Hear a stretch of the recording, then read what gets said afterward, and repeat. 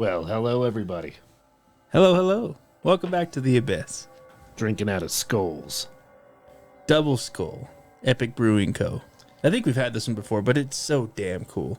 Yep. Big old bottle. It's Britain's birthday, so I bought him a skull glass. He did. He actually got me something. 8% alcohol. And it tastes good. Damn. If this is wrong, I don't want to be right. It's going to do the job, that's for sure. Well, thank you, everyone, for joining us, as you always do on this fine evening. We are going to be jumping back in to the conspiracy theory iceberg. And before we jump into it, Jesus, was Hellraiser a good film, that remake? It was pretty okay. So I think I told everyone, I think I told you before, I had not seen any of the other ones, like, at all. I know I'm kind of like a noob in that category because I love horror stuff, but I never saw Hellraiser, so I don't know if, like, it... You think it was okay? Well, what I'm saying is because I didn't know what it was before, I don't know if it, like, made it better by watching the other ones or if it's a complete redo. I had no idea what it was going into it. They made the shit out of that sequel. It was so good. It wasn't a sequel, it was a reimagining, I guess. But I was really nervous because Pinhead is like the cult classic, and almost in all the movies that were decent had the original actor in it. There were some movies where they went with somebody else and it was just like awkward.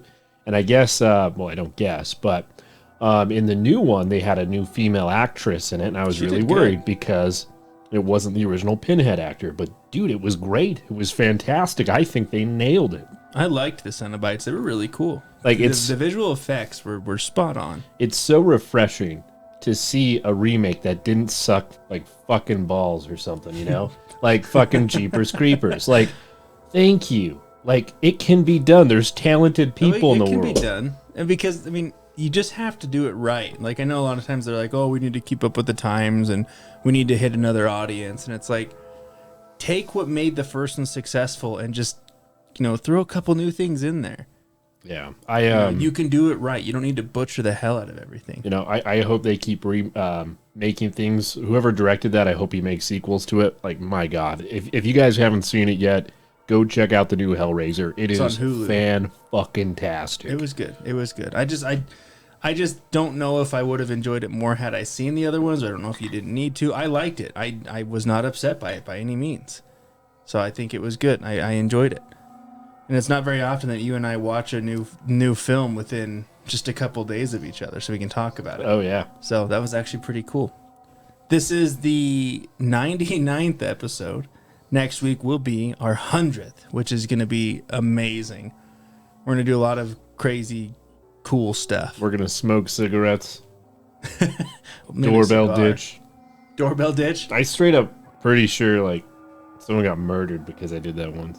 But... Wait, someone got murdered because you doorbell ditched? Yeah, like, a long time ago, we got drunk and we were, like, being very childish at some apartment complex when I was, like, 21. And we just did, like, 2 houses, and we just thought, all right, this is stupid. And then, like, 2 weeks later, somebody got shot, like, on Thanksgiving. Wow. And they were saying it was, like, a paranoid schizophrenic who thought people were, like, trying to get him. No way. And I'm pretty sure it was on the door that we, like, doorbell ditched. Like, I think it just made the man snap. The final straw was the doorbell there's ring. There's blood all over the sidewalk. Like, I don't know if the guy was alive, but, Christ. Maybe there's blood on my hands because, I sinned. Yeah. I rang a doorbell and I ran. That might be a confession, bud. Yeah, well, whatever. How many years has that been? Well, I was 21. I'm 33. So it's 12 years ago. Yeah. All right, cool. Anyway, yes. Tier 6 of this conspiracy theory iceberg. More than halfway through, and this tier is called Transcended. And the description says, at this depth, the detachment from reality starts to kick in. The world you once knew begins to fall and crumble apart, but in a good kind of way. The human questions are suddenly interesting again, and you see life for what it is. The purpose is back. What do you think of that? How does that make you feel? Seems pretty enlightening, pretty positive. Pretty positive. I liked a lot of these ones because it kind of branched away from a lot of repetition. I mean, there was some repetition in here. Like, I think that we've covered the umbrella of some of them, like mind control, living in a simulation. We've beaten the hell out of Middle Earth, the central hollow Earth with Hitler and dinosaurs. Hitler land. Yeah, we've definitely covered that a hell of a lot. So, and there's a couple tie-ins, but there were a couple things that I couldn't find much on, and I think that's gonna happen with this conspiracy theory iceberg. Oh, on yeah. purpose. Some seem like pretty obvious, like I've heard of it. All right, so I'm going to kick us off. Same fashion, we'll do it in groups of threes. The first one is the Bogdanov theory. Was it Russian? Some Russian dude? This theory revolves around the Bogdanov twins and the Bogdanov affair, which we're going to briefly touch on. Again, this is one that you could spend an entire episode on, these guys, because it was just wild. For starters, the Bogdanov brothers, Igor and Grichka, were born in 1949 in the small village of Saint-Lary in Gascony region of southwest France. Yeah, I think I know who you're talking about. They're like a weird set of twins. Like, they look freaky as hell. Oh, yeah. If you Googled them. We'll put a picture on YouTube for this. So they studied mathematics in Paris, but soon went on to careers in television, where they hosted several popular shows on science and science fiction. The affair that brought a lot of attention to them revolves around the legitimacy of theoretical papers they wrote on what had potentially occurred before the Big Bang. In 2002, the allegation was made that they received their PhDs based on nonsensical work. Can you imagine getting your PhD and having somebody like, that was nonsensical, you were just handed this? Fake news, bro. Well, maybe I knew I was being nonsensical. I was like, shit, they're on to me. Right. The brothers fought hard to defend the legitimacy of their papers, but it led to a number of different lawsuits regardless. The brothers themselves each had an IQ of over 200. Right? So when you compare that to, like, for, say, Albert Einstein, his was 140. So these both had over 200, so, like, beyond genius. Yeah, it's like 7 deviations from the mean. Right. Each of the brothers state that they can communicate with higher beings, aliens, right? Terrestrials. Hey, man, Nikola Tesla used to think that. Yeah. They were both super addicted to alterations like plastic surgery, which is why they look so fucking weird. And their appearances definitely show it. You look at them, they look like a Barbie doll just sat in the sun for a while. And a very big chin, if I remember correctly. Yes, very big heads in general. Yes. They were both fluent in many languages, and they claimed to learn them in such a short time by simply traveling and being in contact with others. So they could travel to some place to just talk with the locals and then know the language. So they claim. They're said to come from a royal bloodline which may contain archangel blood. So some believe them to be archangels themselves. So all around, the twins just are an anomaly in of themselves. Like, they just think that they're just these higher power archangels who just, you know, it's wild. There's like I said, there's so many things about these twins that you could just go on and on with, but just looking at them and listening to them talk, you're like, yeah, something's off about you. So that's the Bogdanov theory. This next one is Saint is Angels. It's kind of confusing. And this was one that was really tough to find anything on. It's one of those topics that's buried pretty deep and obscure, but a lot of information I can credit to Wendigoon on YouTube, because he got his information from a number of different sources who, like, he contacted personally while researching it. So I got a lot of this stuff from him. But from what I did gather, it appears to be some kind of acronym, because it's spelled SAINT, which might be Security Administrators Integrated Network Tool. So layman's terms, it could be used by a security administrator in a server to prevent any rule breaking. But the reason it gets kind of like a theory here is if we zoom out just a bit and talk about a popular theory on us living in a simulation, this would mean that angels or other higher beings are simply these tools that are designed to keep us in check and functioning within the simulation. Yeah, and I'm just an auxiliary character. Exactly. You're just, what do they call it? NPC. NPC. There you go. You're just an NPC. Good job. That was part of my script to answer that for you. And then lastly is human zoos, which is exactly as the name suggests. The theory revolves around the idea of a zoo displaying humans rather than animals. So if you think about what is a freak show or traveling circus? Yeah, right? Just a bunch of freaks. Maybe the Earth is a zoo. Right? They have the bearded lady, they have Lobster Man, so on and so forth. But isn't that just a human zoo? Like, they're just a group of people that go around to be on display for other people to come see. They're like flying saucers visit Earth and go, look at those elephant people. Exactly. There also exists, even to this day, something called ethnological expositions, where people in a so-called natural or primitive state were on public display. They're mostly prominent in the 19th and 20th centuries, but the idea was they would bring people in from a tribe that had little to no contact with humans to be observed. So like you could take someone like that crazy tribe that like murders you if you get anywhere near their island. Like you could bring them to the mainland and say, hey, let's observe these people. Like it's a human zoo. Yeah, put them in a nice accommodative cage and people can gawk at them. Exactly. So I guess the theory is that, we really just have a lot of human zoos. All right. So my first one is the Georgia Guidestones. On a high hill in Elbert County, Georgia, stands a huge granite monument engraved in 8 different languages on the 4 giant stones that support the common capstone or 10 guides or commandments in 8 different languages: English, Spanish, Swahili, Hindi, Hebrew, Arabic, Chinese, and Russian. The message of the Georgia Guidestones are the following. 1. Maintain humanity under 500 million people in perpetual balance with nature. 2. Guide reproduction wisely, improving fitness and diversity. 3. Unite humanity with a living new language. 4. Rule passion, faith, tradition, and all things with tempered reason. 5. Protect people and nations with fair laws and just courts. 6. Let all nations rule internally, resolving external disputes in a world court. 7. Avoid petty laws and useless officials. 8. Balance personal rights and social duties. 9. Prize truth, beauty, love, seeking harmony with the infinite. 10. Be not a cancer on the earth. Leave room for nature. Conspiracy theorists believe that the Georgia Guidestones confirm the fact that there is a covert group of rich people intent on 1. Dramatically reducing the population of the world, 2. Promoting environmentalism, and 3. Establishing a world government, and 4. Promoting a new spirituality. So similarly, the engraved messages can be subdivided into 4 major areas: governments and establishment of a world government, population and reproduction control, the environment and humankind's relationship to nature, and spirituality. So essentially what this is a little known fact is before we discovered petroleum, the Earth maxed out a population of humans around 500 million. And then once we discovered petroleum and exploited that energy source, we went to 1 billion, then 2, and then all the way up to 6 billion within a couple hundred years.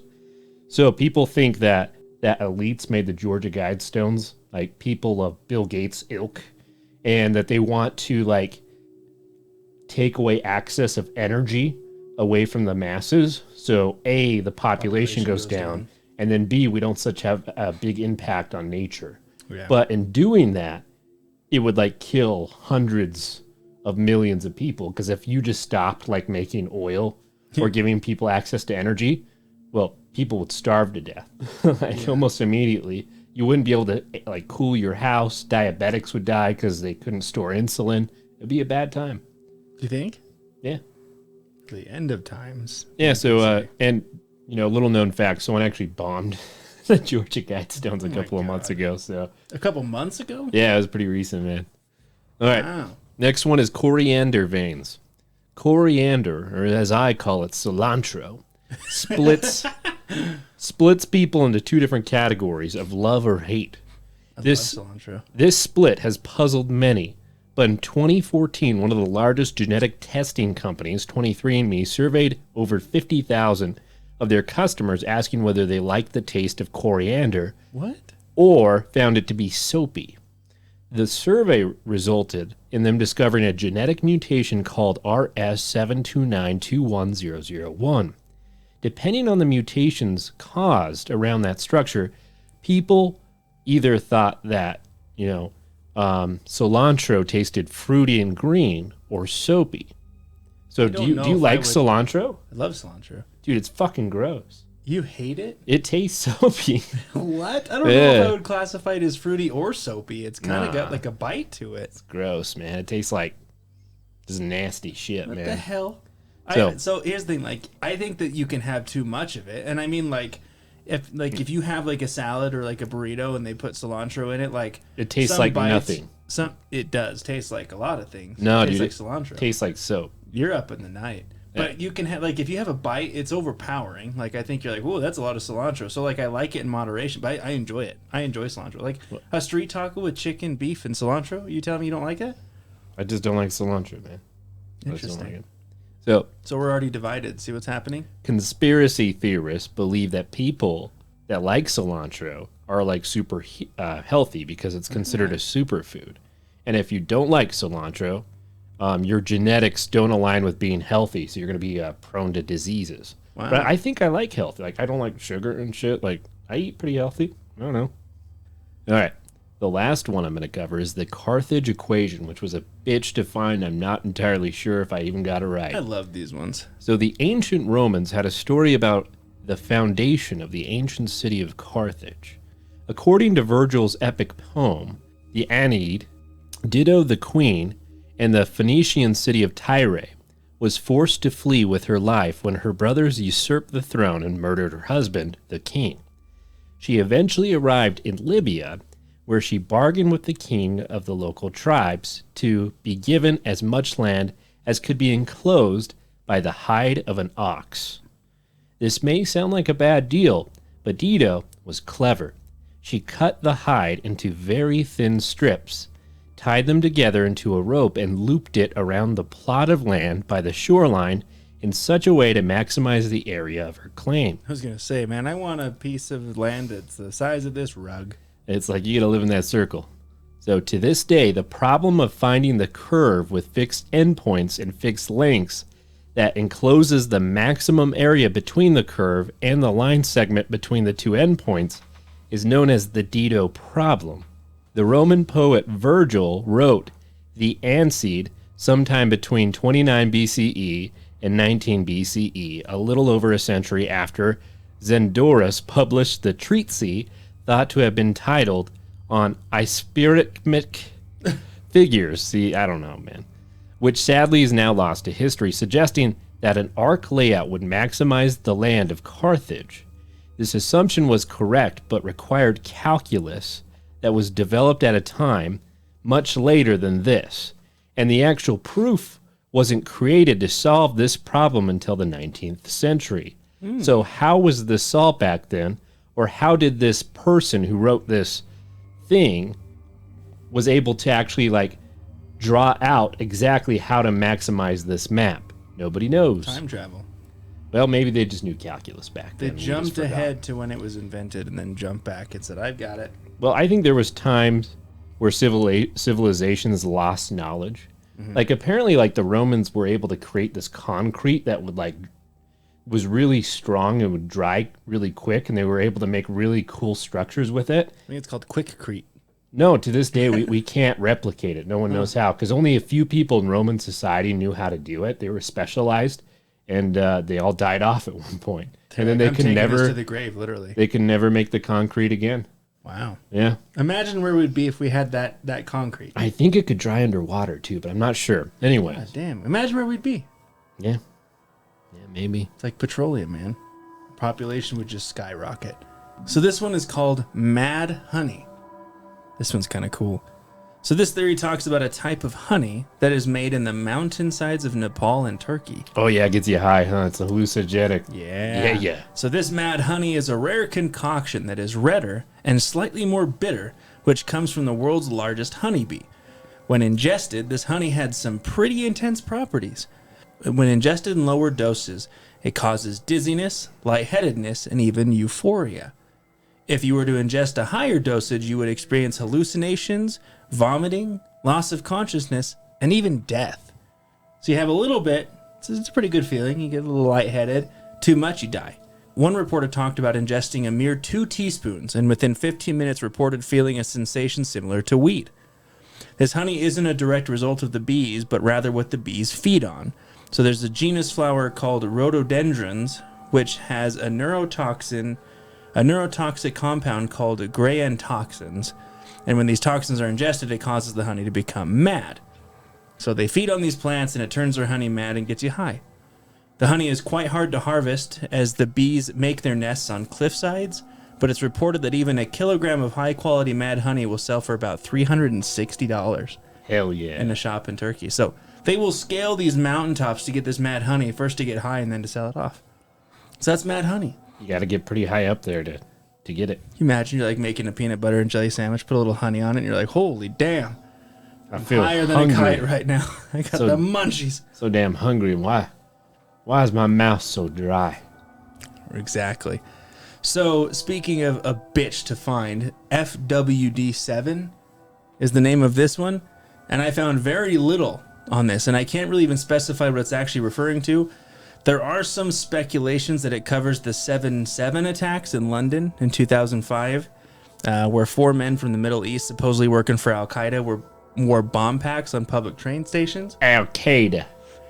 And when detonated, they killed 39 people. So there's some speculation there, but the only other thread that I found, it was super little. It was on Reddit, and there was some guy that said it was something relating to an old email scam that led to a dead body. So, but I mean, think about FWD7. You Google that, you're getting 4-wheel drive. You get a lot of vehicles. You can't find anything on this. So if you're listening and you're like, no, you're way off, let us know, because I want to know what it is. It's FWD:7, and that's it. So it's either an email strand that found a dead body or bombing attacks in London. Jesus. That's all I have. And then I'll end on animal spying. So also known as Israeli animal spying, this theory suggests that animals have been trained and used as a form of spy. Oh yeah, all the time. Especially during war times. Uh-huh. There are many kinds of animals that have been accused of espionage, Pigeons. including dolphins, otters, chameleons, eagles, dogs, cats. All those things. Pigeons, like you said. A lot of birds. Lots of birds. One of the craziest examples of this is the Acoustic Kitty Project. Have you heard of that? I remember there was like a cat project to spy on Russians at some point. Yeah. So this program was launched by the CIA in the 60s, where they implanted a microphone into the cat's ear canal, a small radio transmitter at the base of its skull, and a thin wire in its fur. So essentially allowed the cat to transmit and record sound from its surroundings. The first mission for this cat was to eavesdrop on 2 men in a park outside the Soviet embassy in Washington, D.C. But when they released the cat, it was hit and killed by a taxi. Yeah, I remember that. That's all they got. They're like, hey, go spy, dead. Real. So, yeah, animal spying. I mean, it happens all the time. Have you ever trepanned? What? Trepani. What is trepani? Glad you asked. Older than writing, evidence of the practice of drilling holes in someone's head in order to improve their health and well-being or spiritual aspects has been found from as far back as 6500 BC. Trepanning? Yeah, trepanning. Although most proper physicians today eschew the procedure and write it off as simply a function of superstition, the tradition of trepanning remains alive and well among adherents. Physicians of old would trepan patients that suffered blows to their head that caused an indentation or contusion in their skull. This practice was carried out in the Middle Ages, and the survival rate was considered relatively high. Other people, however, would trepan to gain higher consciousness of states. The idea stems from the fact that when you are a baby, your skull is soft and malleable, so you are more creative and can possibly see spirits. As you grow old and your skull calcifies, it becomes more difficult to be creative or to be in tune with the spirits. So you should drill a hole into your skull so you can see the ghosts, Britain. Okay. I mean, do you have a drill? I only Let's have. try it out. Let's do it live. I only have dynamite, man. You got to go shoot that in the backyard, especially if it starts sweating. All right, the next one is coronal heating. So I actually knew about this one. Coronal heating? Yeah. So there's a problem with physics when it comes to the sun corona, which is a heated space outside of the sun's surface. It's like its atmosphere. If you were to stand on the sun, the temperature would be around 10,000 degrees Fahrenheit. If you were to stand in the sun, you'd be dead. So as you go off the sun and into the corona space, the temperature goes up to millions of degrees Fahrenheit, which is 200 to 500 times hotter. This is counterintuitive, as if you were to be close to a campfire, it would be hot, but as you back away, the air around you quickly cools. Some crazy crackpots believe that there is an aura around the sun full of life, and they call them lava people, and these monsters radiate heat or absorb the heat in the corona And they're a big reason why there's life on Earth. All those magma people. Wow. Okay. So every time we look up at the sun, we're just looking right past those magma people. Yeah. Okay.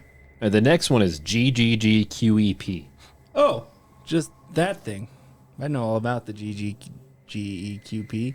So I couldn't find anything on this. JK, all right. Gadolinium gallium garnet, or GGG in short, has a number of exotic properties that make it the perfect candidate for the next level of massive data storage. Firstly, it is crystalline in nature, and its ignats can easily be grown through, it's called Tchaikovsky seeding, I'm not sure, man. And secondly, it has a cubic lattice, and hence any 3D laser writing upon it, subsequent reads, can be conducted with the utmost accuracy. If this was crafted into a perfect cube of 5 centimeters, it could hold 8,153 exabytes of data. An exabyte is equivalent to 1 billion gigabytes. For the sake of perspective, the entire indexed internet at the moment has around 700 exabytes of data. So a single GGG cube measuring 5 centimeters per side could have more than 11 internets at the present size. That's a lot of internets. That could be just comfortably accommodated. So that's the GGG. But what's the QEP? Well, that's quantum electronic processing, or QEP in short. This is an area still fraught with all manner of cognitive and execution hurdles. However, quantum processing differs from traditional processing in one major way. It doesn't just deal with binary states of 0 and 1, but also deals with the superposition of all states between those two ranges. Effectively, they're qubits. The particulates of quantum computing can attain any value between 0 and 1, and they can do so for all those values simultaneously. Due to this, quantum processing introduces an inherent parallelism into computing, and this, in turn, makes quantum computing potentially be several million times faster and more efficient than traditional transistor-based bit processing. There are issues about observing this data, which you would need to use quantum entanglement to get past. If done, however, not only could you have every bit of data on the internet stored in GGG, but a way to pull that data request almost instantly. So you could have the entire internet, and you could just process it all, like several times over. Well, immediately, instantly. So how do we harness this? How do we make it happen? Well, you need some unobtainium. Oh. No, I'm kidding. That's on the Avatar planet. It's just not there yet, I guess. But that's GGG QEP. Okay. So this one is the empty internet theory, which we've covered because it's the exact same as the dead internet. Never heard of it. I think it's just a renamed version of the dead internet theory, which we covered in a previous tier, which states that most of the traffic online consists of bots rather than living people. Like 70% of it, right?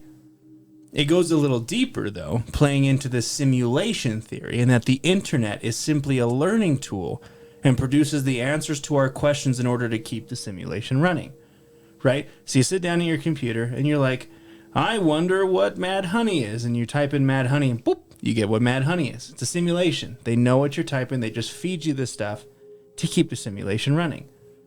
It's a bot. It's not an actual person. The government killed the internet for them.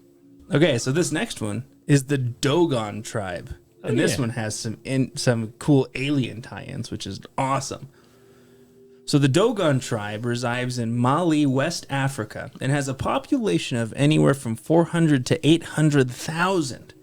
This tribe wasn't discovered until the 1930s. They had no contact with the outside world, and to this day, they keep everyone at a distance. So they like to just not associate with society. They have their own thing going on, and they're fine with that. Honestly, seems like a good plan. You know, I can empathize with them. We should go and start an Enter the Abyss tribe. I'm just going to lock my door. Not let anyone in. I'm tribe of one. I don't associate with any of you lunatics. Fuck off, world. They are known for their mask dances because they've got some crazy cool masks and religious practices and have quite the lore behind their history. Supposedly, some 4,000 years ago, their ancestors, called Nomo, migrated from their homelands to where they reside now. These Nomo were essentially spirits or gods and were described as amphibious, hermaphroditic, fish-like creatures with frogs, huh? With humanoid upper torsos, legs and feet, and a fish-like lower torso and tail. So yeah, like fish people. Yeah, if you ever like went to a place where they worship weird fish people, like you're not gonna live very long. You're not getting out of there. Yeah. Their legend states that the Nomo were the first living creatures created by the sky god Amma. This group also has a firm concept of the atoms, and that everything is made up of atoms, which is unique for a tribe that has no connection with the outside world, right? So we all know that things are consisted of atoms because we're taught that in school and science.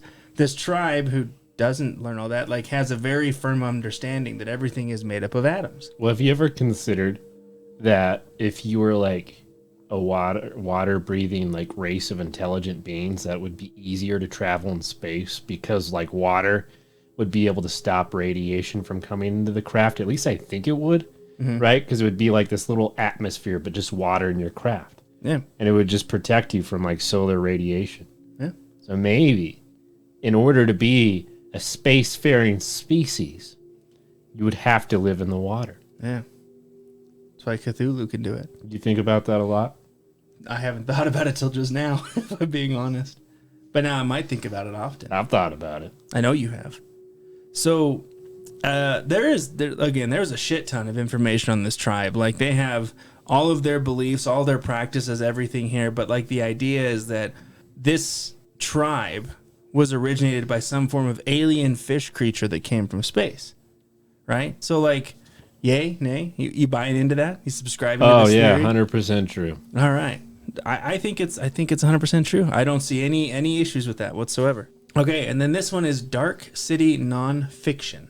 This theory revolves around a film made in 1998 titled Dark City, and claims that the happenings in the film are actually fact, not fiction. The plot covers a man named John who wakes up in a hotel bathtub, supposedly suffering from amnesia. He finds a corpse of a woman who was murdered ritualistically with a bloody knife.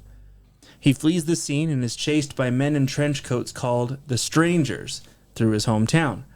He follows clues and discovers that the Strangers are actually aliens that can implant memories into people as a form of test to see how humans react to certain simulations. So the conclusion that is discovered is that we're in some kind of simulation and that our thoughts and feelings are being implanted into us to test how humans would interact in certain situations. So the theory is that the movie isn't just a movie, it's an actual occurrence that we deal with every day. Well, it's like the Matrix. You know that there's not really any like new idea anymore? Like, you can't write something that hasn't been written in some fashion? Well, the problem is producers kind of like ruin the creativity of like artists, because the Matrix was actually supposed to be stemmed upon like a bunch of humans being a supercomputer, an organic supercomputer, but they're like, oh, the audience won't get it. We'll make them batteries. It's like, it doesn't make sense, man. Like, fuck you. So you're saying they're dumbing it down on purpose? Well, creativity is stifled by corporations. Okay. But I mean, think about it though. Do you think anyone right now can write something that hasn't in some degree been written before? Yeah. Like not an original concept. Yeah, dude, I could write like the bottle slaying monster. He's this big old, but like, it's a monster, 150-ounce bottle, right? And like he like. But what would be the twist? It's it, man. It's a shitty story. Like he has little like squiggly arms, and he grabs you, and he puts people in the bottle, and they drown, and it's like acid water. I would watch it. Yeah. I'm here for it. See, that's a new story, man. But I'm just saying, is like, it's been done to some degree. No, it hasn't. Just because you call it a monster doesn't mean it's been already written. It's an item that kills things. Yeah, you have to use the vernacular of the human language to write stuff, and just because you're using words that pre-exist doesn't mean that you're making something new and beautiful. That's like saying that when you play music, because it has the same notes of other music, it's not original. That doesn't make sense. I mean, it could, because that tune to some degree has been used before. You're ridiculous. So you think about seafaring creatures living in space more honest, like more accurately, and I can't think of this, that there's not an original idea that exists anymore, that hasn't been. What are you, Miley Cyrus? Fashion? Is that who you are right now? Miley Cyrus? Yeah, that's her song. This is a simulation. I'm Miley Cyrus. You're literally Miley Cyrus. He says every song has been written. Anyway, that's my 3. But I'm just saying that you can't come up with an original idea that hasn't, in some way, shape, or form, already happened. That's it. It's the Bottle Slayer. I think you should make it. I would watch it. It would make millions. I genuinely think it would. B-film. Let's do it. Do it. Stop motion. Let's get a bottle. Look right here. Boom. This one is Microdot.gf. Ooh. This is in reference to microdots. Microdots are purposeful information hidden in very small dots or characters that cannot be read by the human eye, but come up in scans or QR codes. People believe that this can be used for subliminal messages. People on Reddit that have used hallucinogenics have stated seeing tiny dots in their surrounding environments, and that these dots started to give them messages directly to their brain. I took a bunch of mad honey and I'm seeing dots everywhere. This would mean that there is a system around us that drive our behaviors and guides our moods, or that maybe we're in a simulation. But it's just kind of weird to think about. And like, I know people have taken hallucinogenics who have said things like this. Like, there's like dots that you can see that aren't there in reality, unless you're taking that LSD. That's when you start to see the elves too. DMT. That's right. But you got to think though, like simulation, right? What if alcohol and drugs are like portals into what's actually happening? It's a break from the simulation. Well, you have to think, your brain literally throws away 99% of all information that hits it. The only thing that your brain cares about is what you really try to concentrate on, because it thinks that will gain you a competitive edge in survival. That's actually a theory that I cover here in a minute. Yeah. It's interesting. But, I mean, think about it, though, right? Because if we're in a simulation, there are certain things that are going to happen that might point towards an actual reality. Even if you believe in God, would it still not be a simulation? Yeah.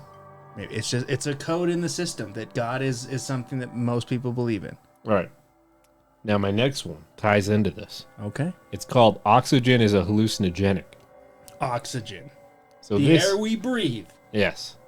So this theory states that oxygen is an incredibly strong hallucination that gets us high the moment we take a breath as newborn babies. We are in a shared hallucination as a species until, upon full oxygen depletion, we see reality as it actually looks like and we face death. So 5 Non-Blondes had like something going. That song. So I wake in the morning and I step outside and I take a deep breath and I get real high. Yeah. They're onto something, man. Blondes. You're welcome. I sang that for you. Other proponents of this theory state that hallucinogenic drugs break the hold oxygen has on us, and during those moments of trips, we see reality as it really is. See?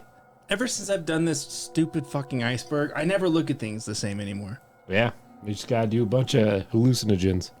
Yeah, that's my Friday night. I just sit down and do a bucket of hallucinogens, and I just wonder what it's all about. Nothing even matters. The next one is purple spheres.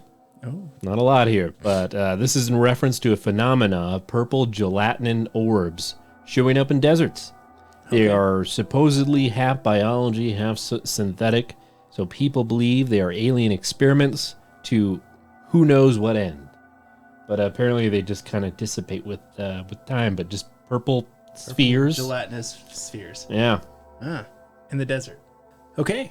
I have a feeling it's just like purple mattresses that were just kind of like put into a food processor and someone just... Tornado. Yeah. It's like the razor blade tornado went through a purple mattress factory. Son of a bitch, it's back. Threw a bunch of purple mattresses all over the desert. Okay, so this one is the Malbol programming. This one is wild. So it's a fun one involving an evil programming language. So Malbol is a public domain esoteric programming language invented by Ben Olmsted in 1998 and is apparently so evil it was named after the 8th circle of hell in Dante's Inferno. It was designed to be almost impossible to use via a counterintuitive crazy operation base 3 arithmetic and self-altering code.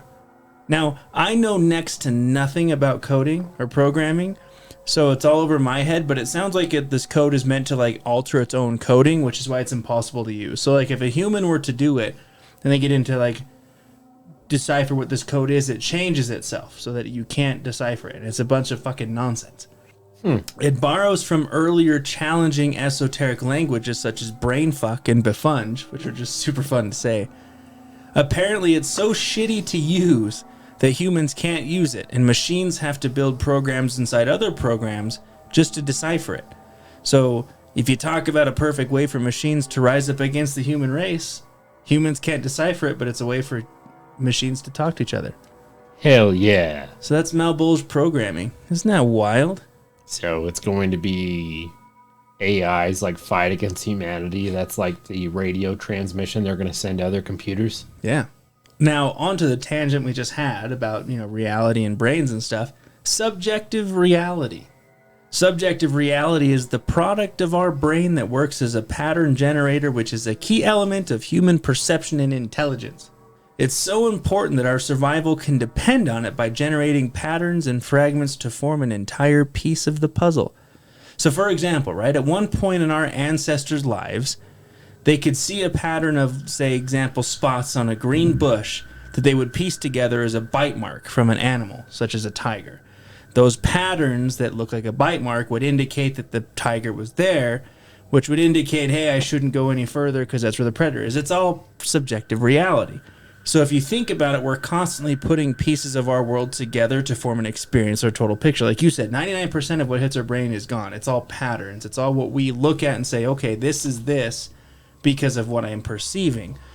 It goes deeper, saying that our reality cannot be completely understood as it's completely subjective. So if you asked a human to describe what it's like to be a human to a non-human entity, how would you do that? How would you describe being a human?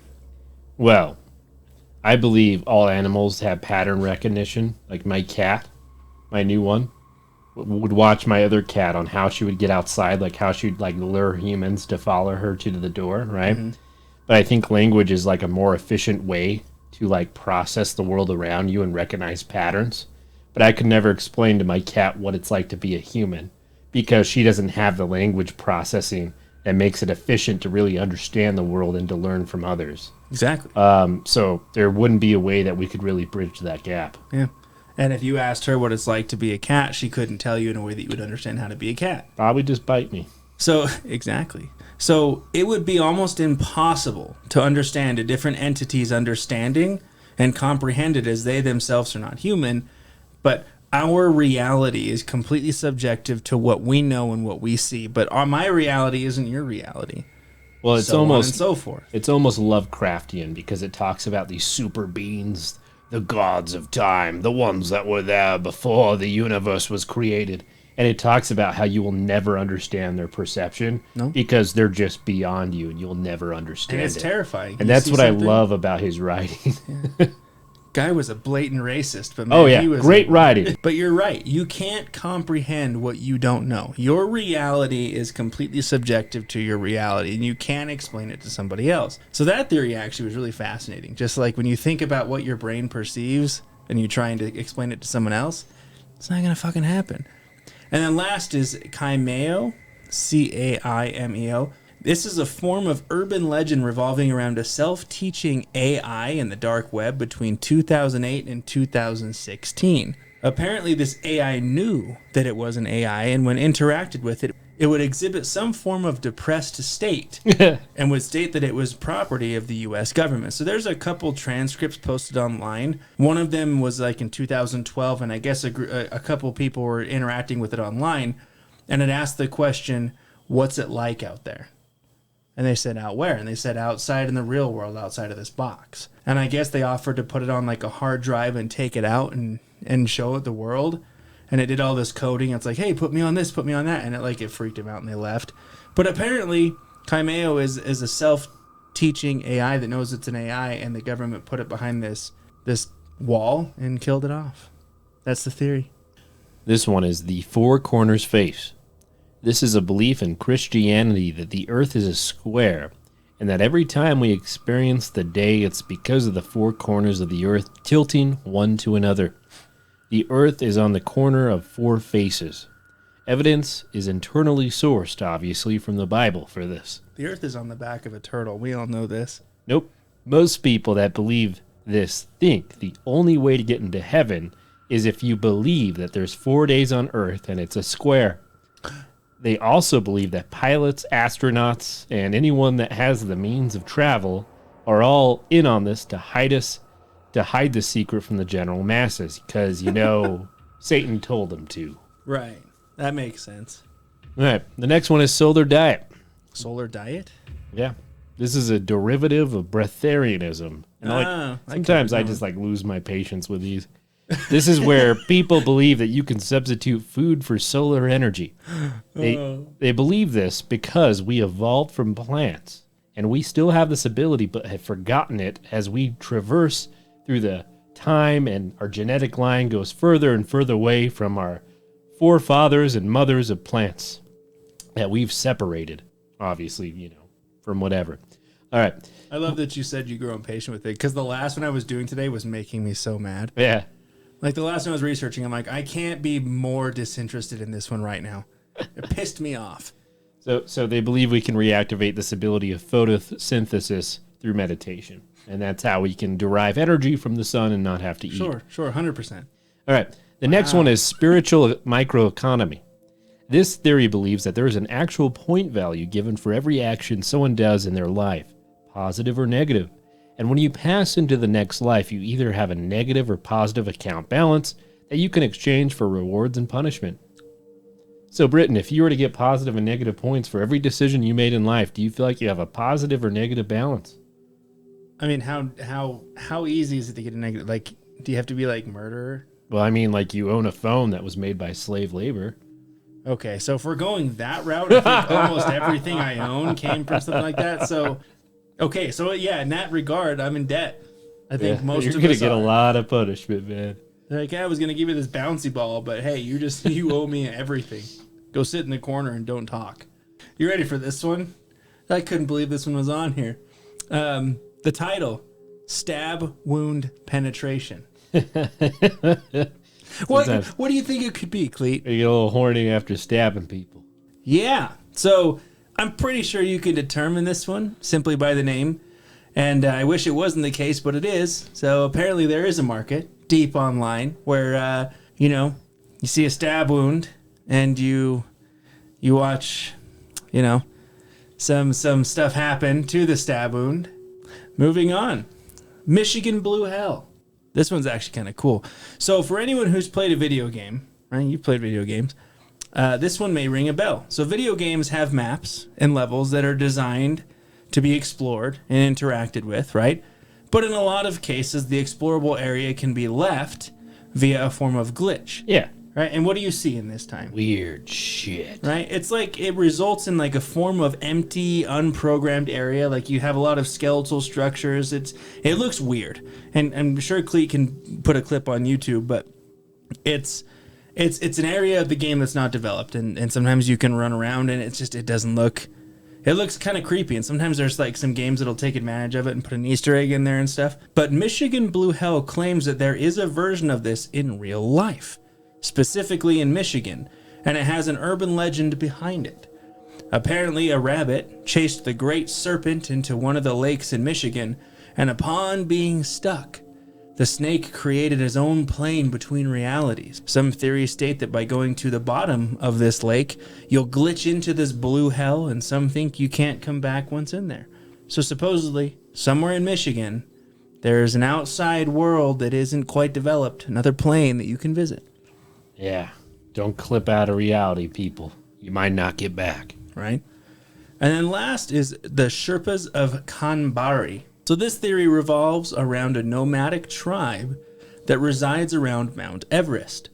This tribe mostly keeps to themselves, as some do, but some have had run-ins with them and experienced some strange behaviors. So one of these interactions took place back in 2013. 3 tourists from Europe were hiking the mountain and stumbled across the Sherpas. They were told that they shouldn't cross a section of rope to a cliffside. One of the tourists wanted a picture of the amazing scene and hopped the rope. This caused the Sherpas to chase him off with axes. So they just started chasing this guy with a bunch of axes. They chased them, yelling and harassing them until they were off the mountain. The behavior is hard to justify because if they were in fact trying to keep the hikers safe, the interaction would have been much differently. Like, hey, I told you not to go back there, but chasing them with an axe just pinpoints that they're trying to cause harm. This leads to rumors that the Sherpas are actually guarding something that they don't want others to see. This has a big tie-in to the hollow earth theory, with some thinking that Mount Everest has an access point to the underground cavern. So they don't want you to find the hollow earth. So if you go to Mount Everest and you come across the Sherpas, listen to them because they will axe you to death. Oh my God. Now this one is Q&Q Task Force. The 4 Gospels of Matthew, Mark, Luke, and John are the testaments of life of Jesus on earth. Matthew, Mark, and Luke are considered to be testimonies of the same thing, but John is on his own little island of experiences. It is also believed that Mark came first and Matthew and Luke were written afterwards, or after the events happen. There are some references in these 3 testimonies that historians don't think that Matthew or Luke were present for, like the birth of Jesus or Jesus meeting the disciples. Therefore, there's another source that is never identified that is giving the missing information. The belief here is it comes from a Greek text that is not from the biblical canon. This extra Greek canon states that Jesus was not the Son of God, but simply a man or sage that went around teaching peace and goodwill, which is still a pretty good thing.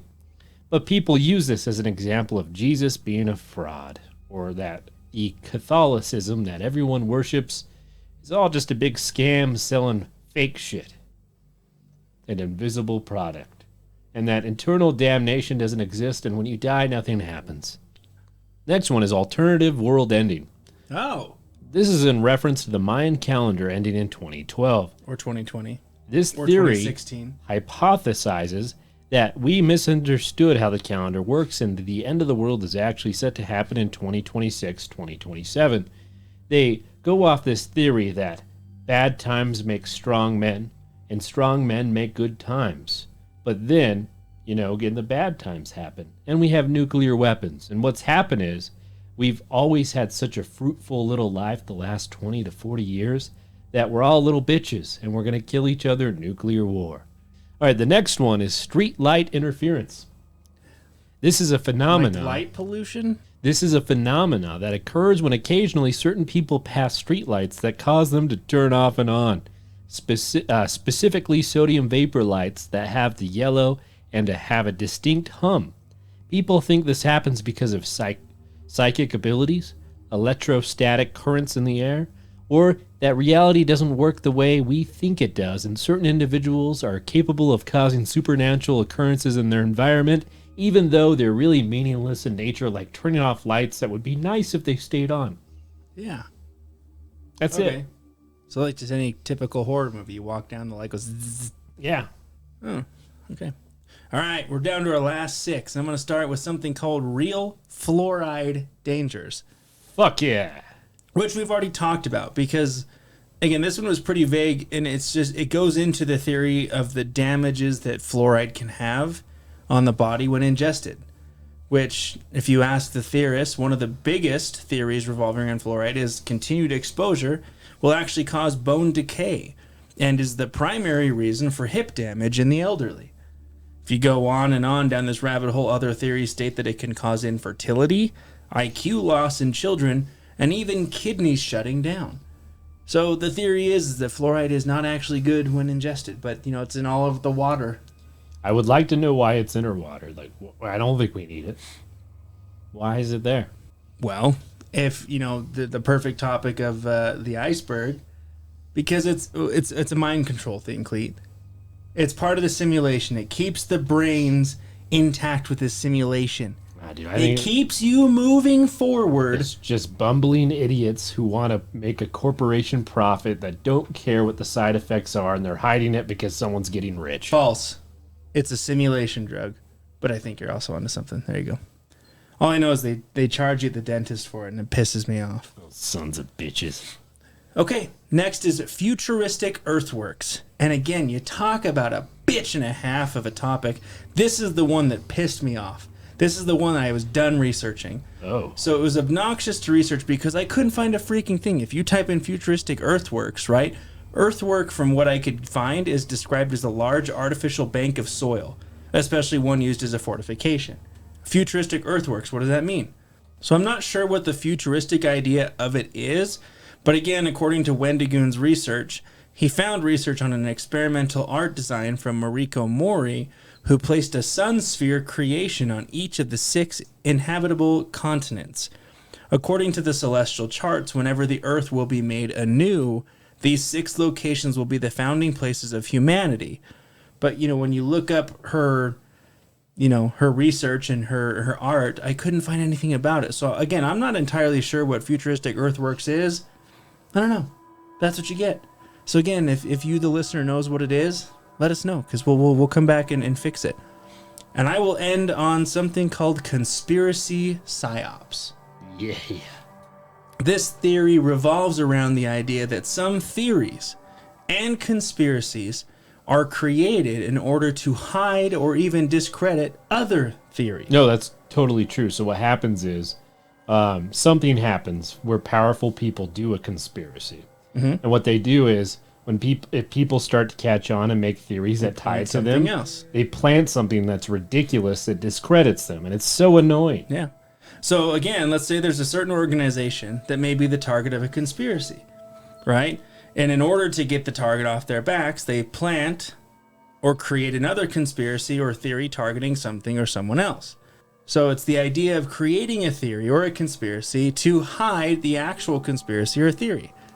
Like, imagine you were like Monsanto and you had all this like elite stuff, that pesticides that became illegal. So you're like, okay, let's dump it on a mountain. And then people start like testing the mountain snow, and they're like, why are all these like weird metallic shit in the snow? Like, this is like super toxic. And then they're like, oh, we need to put something about planes causing they're doing some things. What is that called? The chemtrails. Chemtrails, and that's what poisoned the mountains. It was like, I don't know, Monsanto, I think you did something here. It's Bigfoot shit. Bigfoot shit in this pile. But here's the crazy thing, right? Thinking of conspiracy psyops, think about this iceberg we're talking about right now. So apparently there's a theory with the iceberg that like kind of is pretty big, that the artist who did like the artwork for the iceberg is saying that the iceberg is full of a lot of disinformation and hard to find subjects because some of the topics might be too extreme to know about or even illegal. So there's some disinformation or psyops happening for conspiracies because we shouldn't know about it. Yeah, I wonder if that has to do with my sexual assault missiles. But anyways, let's go to the next one. What the fuck? Obscure video games. Oh. This is in reference to cursed or illegal video games found on the internet. And the most famous one is from the dark web called Sad Satan. Have you heard of this? Sad Satan, I have not. This is an example that showed up on the dark web again. It was there for a while and disappeared. But basically, it was like a replication of Doom. And you'd be like walking around like this hallway, and it was really weird. You'd like weird music. The game featured, though, real-world clips of people being murdered, like for jump scares. Like actual clip would jump on of a real person getting murdered. Yeah, and like screaming. Wow. And kids being abused. Okay. However you want to frame that. This game was said to be sympathetic to sin and framing it in a good light. Fuck. Wasn't it good? Dude, the dark web is just such a shitty place. Yeah, well, let's go to something more positive. Let's talk about those sexual assault missiles. Are you fucking kidding? So have you ever been stricken by a sexual assault missile, Britton? No, I can't say that I have. You ever been hit right in the nards with one of those? Nope. Man, do those hurt. Well, anyways, a few months before Sandy Hook, and I'm going to preface that Alex Jones just got sued for like $950 million over this, so I'm not saying any of this is true. In fact, I might even say this is totally fake, and I just read this off the internet. I have no idea what I'm talking about. I'm not credible. Do not sue me in any way, shape, or fashion. I'm an idiot, Don't even listen to this. This is not credible. But anyways, so before he went on his rampage, he posted to an anonymous board something that the government was working on, something called sexual assault missiles. After this, he disappeared and the tragedy occurred. This led to a lot of people questioning what he was talking about. Was he insane? Or was this some type of government psyop? Again, I have no idea what I'm talking about. All right, next one is Circus Real URL. Wow. This is a shock website that is similar to Rotten. You remember that? Oh, yeah. There is gore and obscene content posted by anonymous users. That's how the website worked. It was taken down to its content, but supposedly there's another URL in the dark web that's about the same website but worse. Maybe some red rooms, people kicking cats, putting them in microwaves. Babysitter eating like a baby. I don't fucking know, but it's weird. That ended really wild. Yeah, I'm just gonna kind of gloss over some of that. Yeah, that's good. We're glossing over it. But the most important thing is part 1 of Iceberg Tier 6 is done. Next week, 100 episodes. We're at 217 subs on YouTube, I think. If you're listening to YouTube and you like what you heard, please like, share, and subscribe. It really helps us get us out there. And as always, thank you for entering the abyss. Until next time.